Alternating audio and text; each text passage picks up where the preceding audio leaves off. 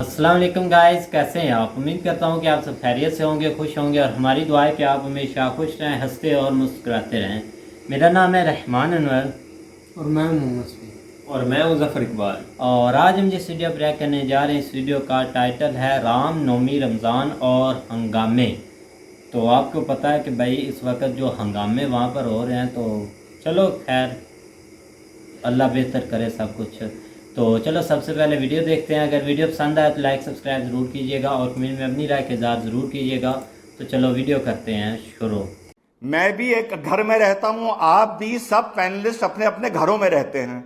मान लीजिए मेरे घर के सामने से एक जलूस निकलता है जो मुझे नागवार है, मान लेते हैं। उसने कुछ ऐसा बोला जो मुझे, मेरे दिल को चोट लगी। अब ये बताओ बड़े भाई, मेरे घर में उस पर बरसाने के लिए कुछ है ही नहीं। मैं क्या फेंकूंगा, मेरे पास कुछ है ही नहीं। बर्तन फेंकूंगा, गिलास फेंकूंगा, चम्मच फेंकूंगा, हाँ ये तो फेंक सकता हूं। पत्थर नहीं फेंक सकता क्योंकि मेरे घर में, मेरी गली में पत्थर है ही नहीं। नहीं प्रोफेसर साहब, मैं आपसे जवाब नहीं चाह रहा। मैं जवाब तो गौरव भाटिया से चाह रहा था। आपने तो अपनी बात को रखा है। मैं आपकी बात पर कोई भी प्रतिक्रिया देना नहीं चाहता क्योंकि आपकी बात में सच्चाई है। आप में से शायद किसी का दंगों से इतना वास्ता नहीं रहा होगा, बड़ी जिम्मेदारी से कह रहा हूं शायद कह के, जितना आपके भाई रिजवान अहमद का रहा है। मेरठ का हूं और बिजनौर का। 17 मई 1987 को मेरी जीप पर फायरिंग हुई है, मेरे मामा की। मेरी गोली, राइफल की गोली मेरे सामने से निकली है शीशा तोड़ती हुई। आपने पुलिस पर फोन करे, आपने उनके वीडियोग्राफी करके चीफ मिनिस्टर्स को, डीजीपी को ट्वीट किए। आपने उस टाइम पुलिस सुरक्षा मानी नहीं मांगी क्योंकि आप घर में पत्थर लिए बैठे थे। आप भी हिंसा के लिए तैयार थे। यह होती है हक की लड़ाई और एक लड़ाई को लड़ने का तरीका।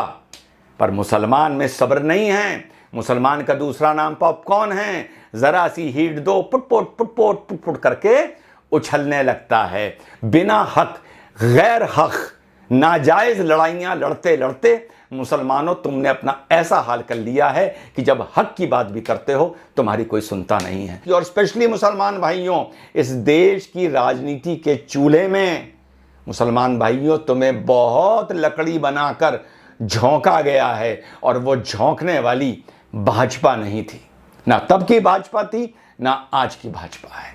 हिंदू था इस देश में तेल की तरह शांत। उसको आप लोगों ने, भाइयों, हम लोगों ने पानी समझ लिया कि ये तो बेकार है, इसमें दम नहीं है। उस तेल में, उस ठंडे पड़े तेल में उबाल आ गया है। किसकी वजह से? जो नीचे उसके आग जलाई जा रही है 40-50 साल से। हेलो, नमस्कार, सत श्री अकाल, अस्सलाम वालेकुम। कैसे हैं जनाब? तो बवाल मचा हुआ है हिंदुस्तान में। नवरात्रे, रामनवमी, जुलूस, नारेबाजी, पत्थरबाजी, दुकानें तोड़ना, रमज़ान, सब खिचड़ी बन गई है। वास्तव में वो वक्त जो बड़ा शांतिपूर्ण वक्त होना चाहिए था भारत का, वो एक मानो बवाल का पर्याय बन रहा है। तो इस पर हर जगह डिबेट चल रहे हैं। मैं भी एक डिबेट पर था, तो वहाँ पर बात आई कि ये इतना ख़राब वक्त आ गया है भारत का, किस तरफ जा रहा है भारत, क्या होगा भारत का, सरकार क्या कर रही है। तो मैं पूरा न सुनाते हुए मैंने इसमें आचार्य प्रमोद जी का क्या जवाब दिया, आप खुद सुन के समझ जाएंगे कि उन्होंने क्या बोला होगा। मैंने उनका क्या जवाब दिया, पहले ये सुनिए और उसके बाद सुनिए उन्होंने आखिर में क्या कहा उस बात पर जो मैंने बोली थी। देखिए अमीज भाई, इस देश में जो एक सेकुलरिज्म के नाम पर चूल्हा बना, चूल्हा, उसमें जो एक आम मुसलमान की लकड़ी डाली गई, वो पढ़े लिखे मुसलमानों ने डाली और पीएफआई जैसी ऑर्गेनाइजेशंस ने डाली। ऐसी बातें कर करके मुसलमान तैयार हो जाए, मुसलमान अपनी सुरक्षा खुद करे, तुम जब मठ में चले जाओगे तुम्हें कौन बचाएगा, वगैरह वगैरह, वक्त बदलेगा।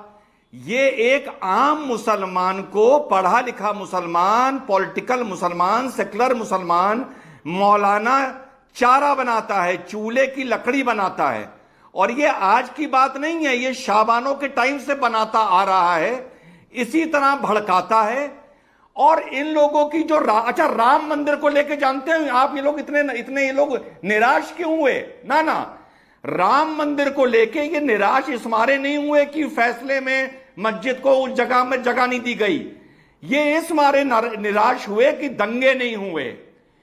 इन लोगों की, जैसे एक दो आपके पीएफआई वाले बैठे हैं, एआईएमएम वाले हैं, इन लोगों के कुर्ते पे और शेरवानी पर जब तक मुसलमान का खून ना लगे तब तक इनके कलेजे को ठंडक नहीं पहुंचती है। जो ये साहब बोल रहे हैं कि मुसलमान असुरक्षित है, साहब शुक्र करिए कि मोदी योगी जैसे लोगों की सरकार है। जब इतना पथराव और इतना बवाल होने पर कहीं दंगा नहीं हुआ। अगर दंगा हुआ तो 1 दिन 2 दिन 2 घंटा 4 घंटा। ये अगर सन 80 का दौर होता और कांग्रेस का दौर होता तो क्या इनको, जो राहुल गांधी भी बोल रहे थे, इनको क्या उस दौर के दंगे नहीं पता? 2-2 महीने दंगे चलते थे, 2-2 महीने। मुसलमान शुक्र करे कि आज सुरक्षित है कि इतना सब होने पर भी बस्तियां और मोहल्ले नहीं जल रहे हैं। लेकिन हाथ जोड़ के निवेदन ये, इस देश का ताना बाना मत ढाओ, इस देश को बचाओ। गौरव भाटिया जी, आज जो आप काम कर रहे हैं वो बीजेपी को फायदा पहुंचा सकता है, लेकिन इस देश को नुकसान पहुंचा रहा है। नहीं, देश का ताना बाना टूट रहा है और मैं किसी के पक्ष में नहीं दिग्विजय सिंह, सीएफआई का विरोध नहीं कर रहा हूं। ये देश का ताना बाना जोड़ रहा है। मुसलमान की बात नहीं कर रहा हूं, मैं इस हिंदुस्तान की बात कर रहा हूं। आप ही के डिबेट पर हम भी आचार्य जी से बहुत प्यार करते हैं, उनको पता है वो एक इतने पुराने आदमी होके इतना गलत नैरेटिव बता रहे हैं कि देश का ताना बाना बिगड़ रहा है। और राहुल गांधी के बयान को बड़े भाई हमारे सपोर्ट कर रहे हैं कि आने वाले 2-3 साल में आप देखिएगा क्या होगा। अमीश भाई, लेट मी कंप्लीट। आप में से शायद किसी का दंगों से इतना वास्ता नहीं रहा होगा, बड़ी जिम्मेदारी से कह रहा हूं शायद कह के, जितना आपके भाई रिजवान अहमद का रहा है। मेरठ का हूं और बिजनौर का। 17 मई 1987 को मेरी जीप पर फायरिंग हुई है, मेरे मामा की। मेरी गोली, राइफल की गोली मेरे सामने से निकली है शीशा तोड़ती हुई। हम सरदने के रॉयट्स में फंसे हैं मेरठ के। हम गाड़ी पकड़ के रातों रात दिल्ली भागे अपनी जान बचा के। मैं वेस्टर्न यूपी का हूं आचार्य जी। आचार्य जी, गाड़ी का, मोटरसाइकिल का एक्सीडेंट होने पर रॉयट होता था इस देश में।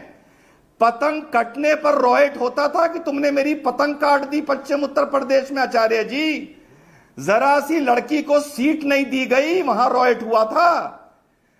आज के जो हालात हैं, शुक्र करिए कि जो दंगे हैं वो 2 घंटा 4 घंटा 1 दिन चलते हैं। और निजाम ऐसा बदला है और सख्त हुआ है कि दंगाइयों को 1 दिन के अंदर उनके दिमाग ठिकाने कर दिए जाते हैं। आचार्य जी, 2-2 महीने मेरठ में रॉयट चलता था, पर देश का ताना बाना टूट रहा है। रिजवान अहमद, ये बीजेपी की वजह से हो रहा है। कैसी बात कर रहे हैं आप? कैसी बात कर रहे हैं? देखिए, रिजवान अहमद ये कहना चाहते हैं कि 20 साल, रिजवान अहमद ये कहना चाहते हैं, प्रोफेसर रिजवान अहमद ये कहना चाहते हैं कि 10 साल पहले, 20 साल पहले ज्यादा दंगा हुआ करते थे, अब दंगे नहीं है। तो ठीक है, फिर डिबेट किस बात की हो रही है अमीश देवगन? फिर तो बात खत्म। सब तरफ रामराज है, हमें कोई दिक्कत नहीं है। आप एक घर ढाइए बुलडोजर से, 2 घर ढाइए, 3 ढाइए, 4 ढाइए, सब ढा दीजिएगा। मैंने तो ये कहा है भाई, आप बिल्कुल ढाइए, हमें कोई परेशानी नहीं है। अगर मुल्क में सब ठीक है और आपको ठीक लग रहा है तो हमें भी ठीक लग रहा है। हम भी अपना राम भजन कर रहे हैं, हरि भजन कर रहे हैं। अगर गौरव भाटिया को लग रहा है कि सब कुछ ठीक है तो बहुत अच्छी बात है। हम तो चाहते हैं देश में शांति रहनी चाहिए। तो फिर ये डिबेट क्यों हो रही है? फिर मध्य प्रदेश का हाहाकार क्यों मचा पड़ा है? फिर राजस्थान का हाहाकार क्यों? मैं बताऊं आचार्य जी, मैं बताऊं ये हाहाकार क्यों है? फिर डॉक्टर रिजवान अहमद, आप क्यों चिल्ला रहे हैं? आप परेशान क्यों हैं? आप गौरव भाटिया परेशान क्यों हैं? सरकार, देश की जनता ने सरकार आपको चलाने को दी, मैंडेट आपको दिया, आपकी देश में सरकार है। तो गौरव भाटिया, अगर सब कुछ सही है तो बात खत्म करो। जवाब दे दूं आचार्य जी? उसी में जिसमें तेरी आचार्य जी, नहीं प्रोफेसर साहब, मैं आपसे जवाब नहीं चाह रहा। मैं जवाब तो गौरव भाटिया से चाह रहा था। आपने तो अपनी बात को रखा है, मैं आपकी बात पर कोई भी प्रतिक्रिया देना नहीं चाहता, क्योंकि आपकी बात में सच्चाई है। सुना साथियों, नई नस्ल के मेरे साथियों, हिंदू और मुसलमानों, यकीन करो ये बहुत अच्छे दौर से भारत गुजर रहा है। नई नस्ल के मुसलमानों को ये पता नहीं होगा और पुरानी नस्ल के मुसलमान नई नस्ल के लोगों को ये बातें बताएंगे नहीं, क्योंकि सच छुपाना और झूठ बोलना कुछ लोगों की फितरत में आ गया है, डीएनए में आ गया है। दोस्तों, इस देश ने वो दौर देखा है जहां पर तूने मेरी भैंस को डंडा क्यों मारा, इस पर रॉयट होता था। तूने मेरी गाय को डंडा क्यों मारा, इस पर रॉयट होता था। मोटरसाइकिल टकरा जाए तो रॉयट होता था। बस में एक लड़की को जगह नहीं दी गई, इस पर इस देश ने रॉयट देखा है। पतंग कटने पर और छत से एक दूसरे को छेड़ने पर और पतंग का बाजी को सेलिब्रेट करने पर इस कंट्री ने रॉयट देखा है। और रॉयट का मतलब था महीना, 2 महीना, 3 महीना दंगे चलते थे। ईद की नमाज में मुरादाबाद में पुलिस की इस देश ने ईद की नमाज के दिन फायरिंग देखी है, पुलिस फायरिंग। अलीगढ़ में 1 साल में 4-5 महीने मेरे साथियों कर्फ्यू रहता था। इस देश ने वो देखा है। और ये तो मैं सिर्फ आप लोगों को यूपी की बात बता रहा हूं, महाराष्ट्र की और इधर उधर की, एमपी की, इस तरफ की तो बता ही नहीं रहा हूं, जयपुर की, राजस्थान की, वो दौर देखा है। आज का ये दौर भले सोशल मीडिया का दौर माने या ये माने मीडिया बहुत एक्टिव हो गया है, या ये माने लोग हर चीज़ को रिकॉर्ड करने लगे हैं, या ये माने पुलिस सख्त हो गई है, सोसाइटी एक तरह से बदलाव ले रही है कि इतनी बड़ी बड़ी घटनाएं हो रही हैं। मैं अभी इसमें नहीं जा रहा कि किसने नारा लगाया, किसने पत्थर मारा, कौन प्रवोक हुआ, कौन प्रवोक नहीं कर रहा था, कौन सही था, कौन गलत था, मैं इस पर नहीं जा रहा। पर घटनाएं इतनी बड़ी बड़ी हो रही हैं और दंगों के नाम पर कहीं बामुश्किल कोई 1 आदमी मर गया या 2 आदमी मर गए, जैसे गुजरात में 1 आदमी मर गया, या 1 दुकान जल गई, 2 दुकान जल गई, 10 दुकान जल गई। रॉयट 1 घंटा चला, 1 दिन चला, मुश्किल से 2 दिन चला और पुलिस ने काबू पा लिया। हम लोगों को इस नई शुरुआत का फायदा उठाना चाहिए और ये सोचना चाहिए उन लोगों को, कम से कम जिनको पुराना दौर याद है, सन 75 का, 80 का, 85 का, 90 का, 95 का, कि ये एक अच्छी शुरुआत है। समाज में जहर नहीं घुल रहा है, समाज सेंसिटिव तो हो रहा है, लेकिन साथ साथ जिम्मेदार भी हो रहा है। पुलिस भी जिम्मेदार हो रही है और सरकार किसी की भी हो वो भी जिम्मेदार हो रही है।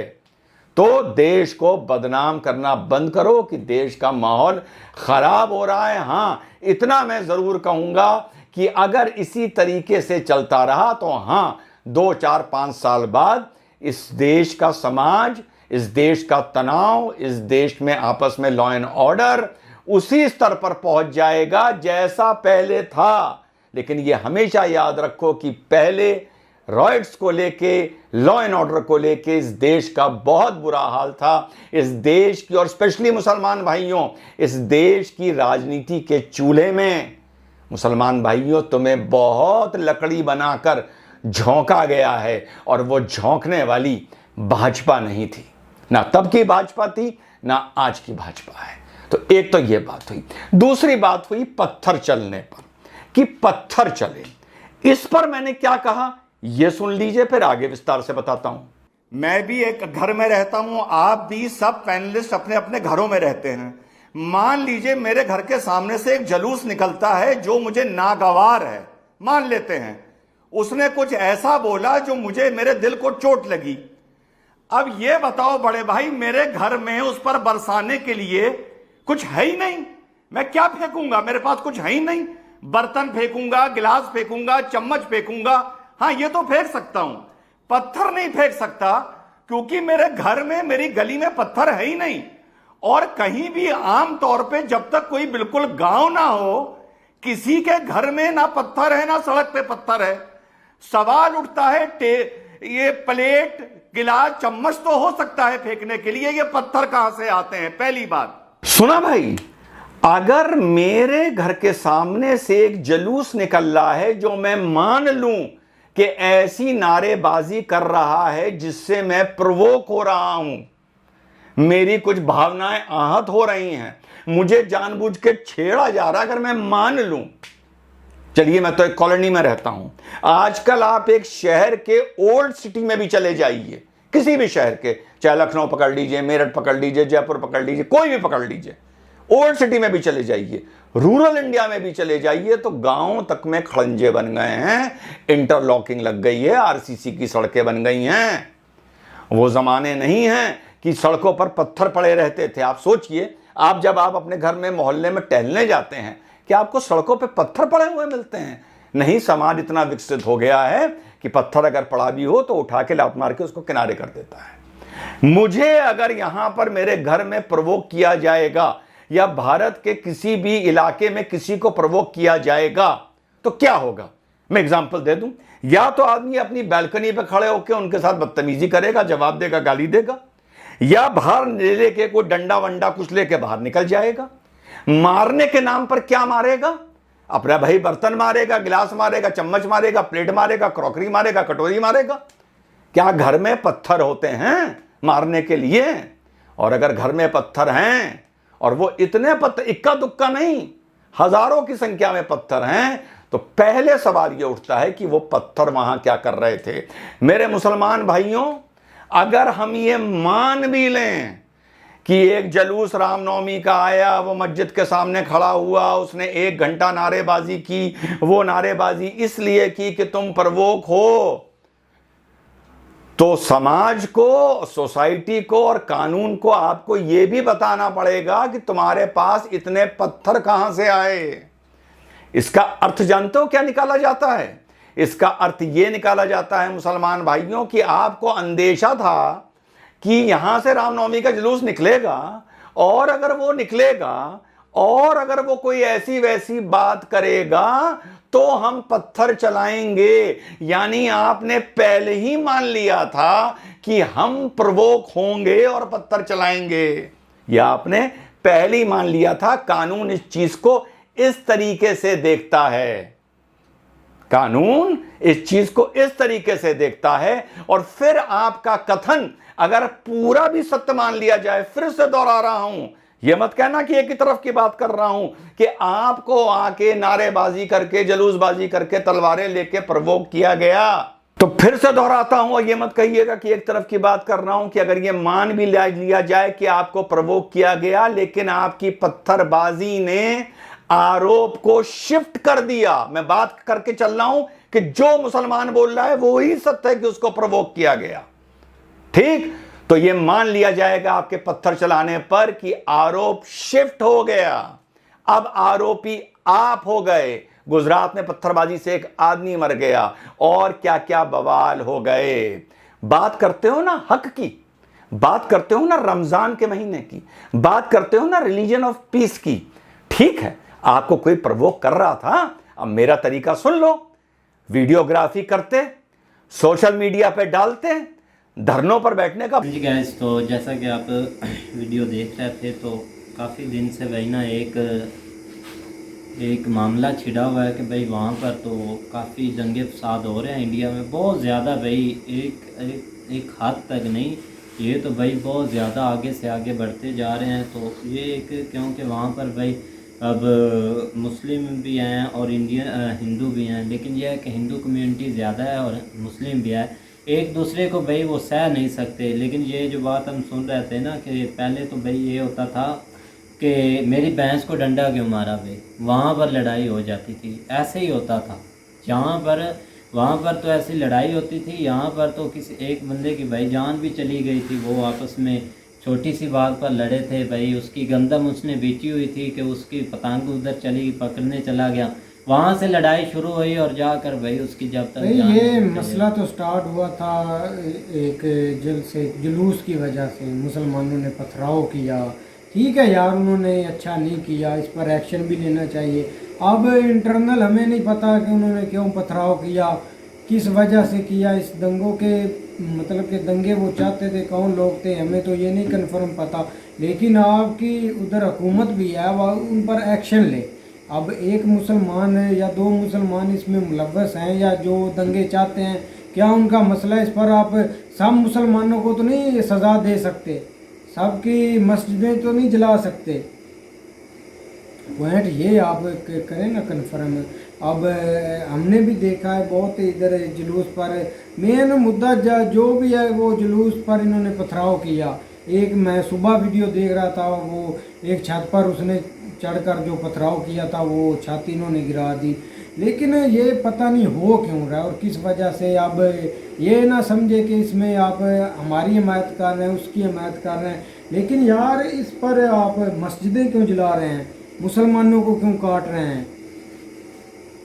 एक कोई एक डेथ्स कॉजिबिलिटी भी हुई है वहाँ पे, डेथ्स भी हुई है किसी की। डेथ्स हुई क्यों भाई आपस में बहुत ज़्यादा लड़ाइयाँ हो रही हैं ना, जहाँ असल पर में ये यार बलडोजर से ऊपर घर ये गिरा रिजवान है। साहब जो है ना वो पहले भी जिस तरह ये हिजाब वाला मामला उठा था तो उस वक्त भी ये बेचारे जो है ना वो इनको समझा के रो के खप गए थे कि ये आपके लिए ही नुकसान दे। अब तो खैर यार उस मेरी वक्त बात जो सुनो मसला ना, था, जो अब उनकी उधर अब उनकी चलती है, मुसलमानों को तो वो नहीं हकूक दे रहा है, आपके सामने सब कुछ है। भाई हकूक की बात ही यार नहीं है। तो बात किस चीज की है कि वो गुजर रहे हैं, उनका कोई स्पेशल डे था, यार गली से वो गुजर रहे हैं, उनको क्या जरूरत है ऊपर से पथराव करने, उनको किस चीज की तकलीफ है। बिल्कुल भाई वो अपना आप वहाँ के उस मुल्क के शहरी हैं, वहाँ पे आप एक यार ठीक है, minorities उन्होंने में हैं। पथराव किया, उनको पकड़ कर लटका देते। अब लटका इसमें देते। सब तो इसमें- मुसलमानों का क्या कसूर है। तो वो कौन सा कह रहे हैं सब मुसलमानों अब का है? इसमें मस्जिदों का क्या कसूर है, तो भाई मस्जिदें गुस्सा जलानी। ऐसे ही निकलता है ना, उन्होंने भी कुछ किया होगा, गुस्सा वो भी उन उधर पर से कुछ निकाले कर ना, रहे हैं। इधर फिर गुस्सा उन पर निकाले, मुसलमानों पर ना निकाले। यार, मस्जिदों वहाँ के जो- हाँ यार, वो- मैं ये भी नहीं बोलता कि मुसलमानों पर आप जुल्म ना करें, उधर उन पर एक्शन ना लें, हमें उनसे कोई मतलब नहीं है, वो उधर रहते हैं, ये उनका फेल है, मैं बोलने वाला कौन होता हूँ। लेकिन आप मस्जिदों को ना टारगेट करें, इस पर हमें तकलीफ होती है। का ठीक है, इबादत हमें गाहों इस के पर ऊपर- बहुत तकलीफ होती है। अगर आपको तकलीफ होती है, इधर एक मंदिर पर उसने एक जो टूट फूट की थी, आपको भी तकलीफ हुई थी, आपके बस में नहीं था, आप इधर आकर सबको जला देते, ऐसे हमें भी तकलीफ होती है। तो वो मंदिर उन्होंने रिकवर भी किया, उसको सजा भी मिली, हमें भी बहुत दुख हुआ। लेकिन आपने एक मस्जिद नहीं, आपके एंटी मुस्लिम कितनी जमातें उधर निकली हैं, मैंने वीडियो देखी है असल ट्विटर में मैं पर। बताता हूँ, वो ठीक है, इबादत गाहों की तरफ नहीं जाना चाहिए, जो मर्जी हो बिल्कुल जाए। ना मुस्लिम को लेकिन जाना चाहिए ना ना उधर हिंदू ना को जाना उधर। चाहिए। लेकिन है कि अब दंगा साथ स्टार्ट करने वाले जब ये हैं तो उन्होंने भी तो गुस्सा निकालना है। ये तो आप देखो भी मस्जिद तक बात क्यों गई, उसके पीछे क्या रीज़न है। लेकिन ये एक ज़ाहिर बात है, जब मामला उठता जाता है, वो उधर से उन्होंने कुछ किया होगा, इन्होंने उधर से कुछ किया होगा। लेकिन ये कि पता नहीं क्यों यार अब जाके वो जिस तरह इंडिया स्टेबल हुआ है तो रोज़ कोई ना कोई जो है ना वो मसला उठ के खड़ा हो जाता है। बिल्कुल भाई, पहले भी आपके सामने इतने दिन जो है ना वो हिजाब वाला मामला उठा रहा है, अब जो है ना वो ये शुरू हो गया। तो उसमें और कोई मेजर कोई समझ नहीं आ रही कि कोई चीज़ हो इसके पीछे भी भाई होते हैं ना इंसान। लेकिन जाके देखो मुस्लिम हिंदू मुस्लिम हिंदू मुस्लिम हिंदू, बस इसके पीछे जो है ना वो सब कुछ चल रहा है। भाई बंदों को पता है कि इन्होंने भाई लड़ने इसी चीज़ पर है, मुस्लिम हिंदू ने आपस में लड़ने इसी वजह से वो है। दरमियान जब में- आप मज़हब को टारगेट करेंगे ना तभी ये लड़ेंगे। और कुछ ऐसे भाई लंगड़े लूले होते हैं ना दरमियान में कि वो ये फसाद डालने वाले वो खुद होते हैं। अब यकीन मानिए किसने फसाद शुरू हो गया वो करके वो साइड पे हो गया, लेकिन बेचारे वो दूसरे आपस में लड़ रहे हैं, मर रहे हैं भाई। कोई घर एक दूसरे के जब हर वक्त मीडिया पे इबादत चीज़ें गाह चल रही भाई। हैं, जो अदर साइड्स पे लोग बैठे हुए हैं या दूसरे सिटीज़ में हैं, तो उनके लिए भी बेचारों के लिए ये परेशानी होती है। बिल्कुल भाई, एक दूसरे को टारगेट जब किया जाता है तो उस वक्त यही होता है। तो इसीलिए इन चीज़ों से बचना चाहिए। हम यार इनका। अब आपका मुल्क ठीक है, ट्रैक पे है, ठीक है, वो बिल्कुल सही बात कर रहे हैं कि पहले महीनों चलते थे, अब जो है ना वो चलो 5-7 दिन चलते हैं, कुछ ना कुछ जो है ना वो गवर्नमेंट उसका हल निकाल देती है। बिल्कुल तो ये भी है, बेहतर तो ये कि इस तरह का काम होना नहीं चाहिए। बिल्कुल ये कुछ अच्छी चीज़ नहीं है। बिल्कुल भाई। तो उम्मीद करते हैं कि गाइस आपको वीडियो पसंद आएगी। अगर पसंद आए तो लाइक सब्सक्राइब ज़रूर कीजिएगा और कमेंट में अपनी राय का इज़हार ज़रूर कीजिएगा। अल्लाह हाफ़िज़।